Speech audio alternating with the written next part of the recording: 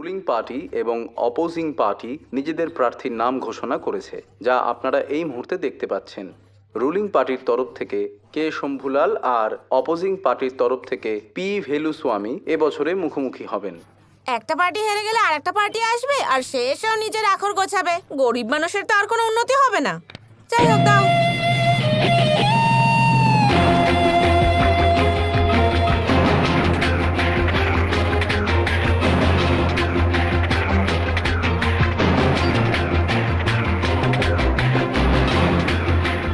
শম্ভুলাল এই নির্বাচনে 50 লাখ টাকা খরচ করছে। জিতে গেলে সবার আগে টাকাটা আদায় করবে নাকি আমাদের মতো সাধারণ মানুষদের সেবা করবে? আমিও রুলিং পার্টির সমর্থক, এলাকার সব কাজ আমিই দেখি, কিন্তু অদ্ভুত ব্যাপার দেখুন, এই শম্ভুলাল তো পার্টির মেম্বারই নয়, আর একে প্রার্থী বানিয়ে দিয়েছে। আর আমি যদি এর বিরোধিতা করি, আমাকে এই গলা ধাক্কা দিয়ে পার্টি থেকে বের করে দেবে। কপালটাই খারাপ। দেখো বাবা, সব কেন্দ্রে কোনো না কোনো ক্যান্ডিডেট জেতে, কিন্তু জনসাধারণ সবসময় হেরেই যায়। ইলেকশন না প্রহসন।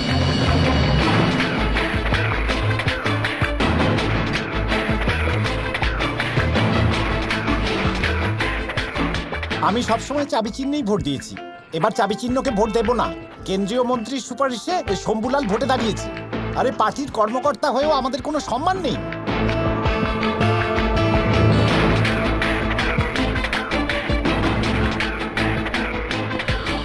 এই এরিয়াতে সবসময় আমাদের পার্টি জিতে এসেছে, কিন্তু এইবার গ্যারেন্টি দিয়ে বলা যাচ্ছে না।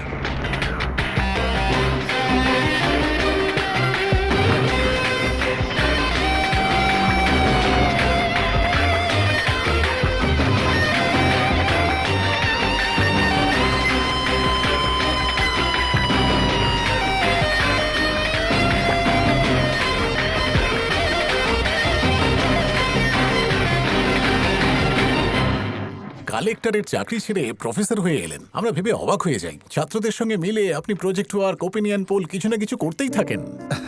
প্রত্যেকেই তো ঝাঁকের কই হতে চায়, সবাই গতানুগতিকতায় বিশ্বাসী হয়ে পড়েছে। কিন্তু আমার পলিসি একটু অন্যরকম। আমি সমাজে একটা বদল আনার চেষ্টা করছি, আর আশা করছি সেই কাজে আমি সফলও হব। স্যার, হ্যাঁ, সবাই চলে এসছেন। চলুন যাওয়া যাক। আপনাদের স্বাগত জানাই।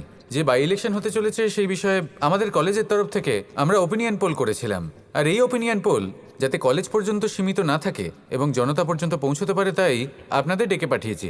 এবার এই ওপিনিয়ন পোলের রেজাল্ট আমাদের প্রফেসর রঘু নিজে হাতে কলেজের প্রিন্সিপালের হাতে তুলে দেবেন।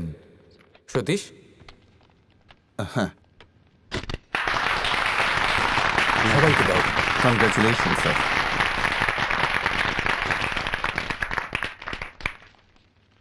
এই যে ওপিনিয়ন পোলটা করেছি, আমরা তার মাধ্যমে সাধারণ মানুষের রায় জানতে পেরেছি, আর প্রত্যেক শ্রেণীর মানুষের ওপিনিয়ন আছে এতে। এই ওপিনিয়নের মাধ্যমে আমরা খুব ক্লিয়ারলি বুঝতে পারছি যে মানুষ এবার রুলিং পার্টিকে সরিয়ে অপোজিশন পার্টিকে আনতে চাইছে। মানুষ একটা বদল আনতে চাইছে।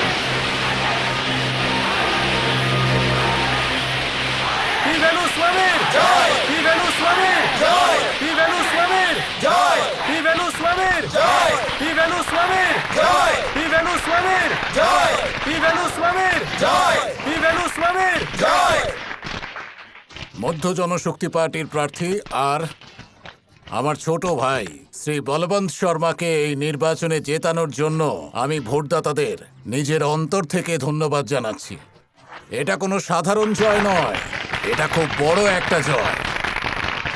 শাসক দলের যদি এতটুকুও লজ্জা থাকে, তাহলে তাদের কি করা উচিত? এই পরাজয়কে মেনে নিয়ে ইস্তফা দেওয়া উচিত, আর নির্বাচনের জন্য অপেক্ষা করা উচিত। ওরা কি আদৌ নির্বাচনের জন্য তৈরি?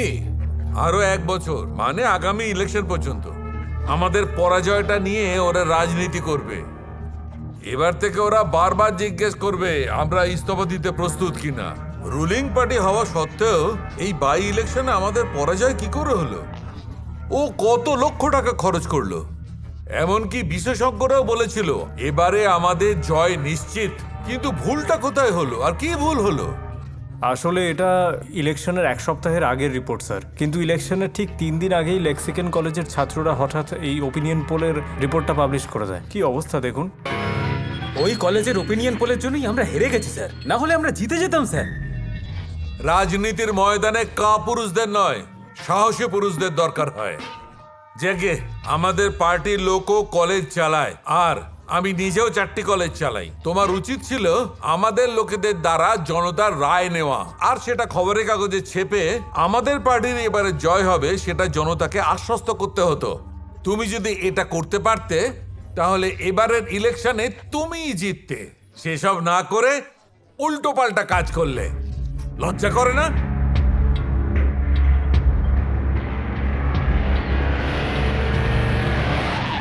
এই শোন এদিকে, প্রিন্সিপালের রুমটা কোন দিকে? আপনি কি কি ব্যাপার? দাঁড়া বলছি, তোদের কলেজটা কিনে নেবো, কোনো সমস্যা আছে?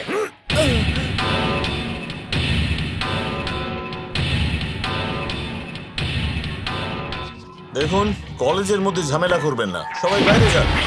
খুব রাগ হচ্ছে না? 8 কোটি দিয়ে এমএলএ হওয়ার জন্য দাঁড়িয়েছিলাম, আমি এমএলএ হয়েই যেতাম, কিন্তু তোদের এই ওপিনিয়ন পোল আমার সবকিছু নষ্ট করে দিল। কি দরকার ছিল এই ওপিনিয়ন পোলের?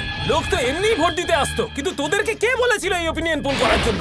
এই মেয়েগুলো কয়েকদিন পরে বিয়ে করে নিজেদের সংসার করবে, তার আগে যদি আমি এদের সাথে ওপিনিয়ন ফুল সজ্জা করি তাহলে কেমন লাগবে? তারপর বিয়ে করে নেবে, কি আছে? এই মুখ সামলে কথা বল। এই চল। আমি কথা বলছি। দেখুন, আমরা আইনের বিরুদ্ধে গিয়ে কিছুই করিনি। আইনসম্মতভাবে আপনি যা করবার করুন, কিন্তু এখন দয়া করে এখান থেকে চলে যান। শামশের সিং থেকে শম্ভুলাল তো আমি হয়ে গেছি, তোমরা এমন কিছু করো না যাতে আবার আমি শামশের সিং হতে বাধ্য হই। এই চল না।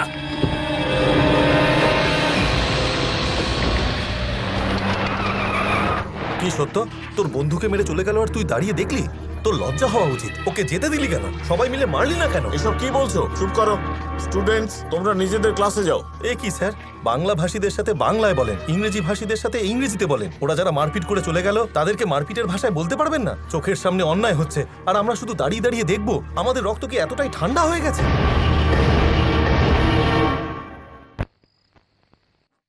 তুই একটা গাধা। কলেজ স্টুডেন্টদের গায়ে কেউ হাত তোলে? ওরা যদি সবাই মিলে তোকে পেটাতো তাহলে কি হতো? তোর কোনো মান ইজ্জত থাকতো? কপাল ভালো যে তোর কিছু হয়নি।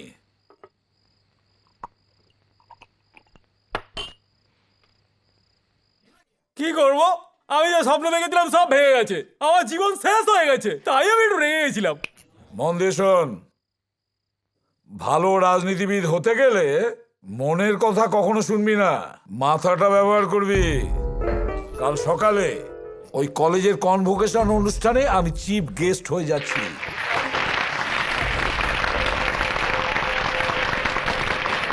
ফাংশনটা যখনই শেষ হবে তখনই যেন আমাদের কাজটা হয়।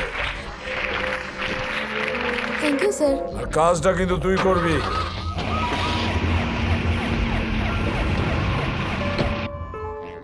এর পেছনে আমি আছি, কেউ যেন জানতে না পারে।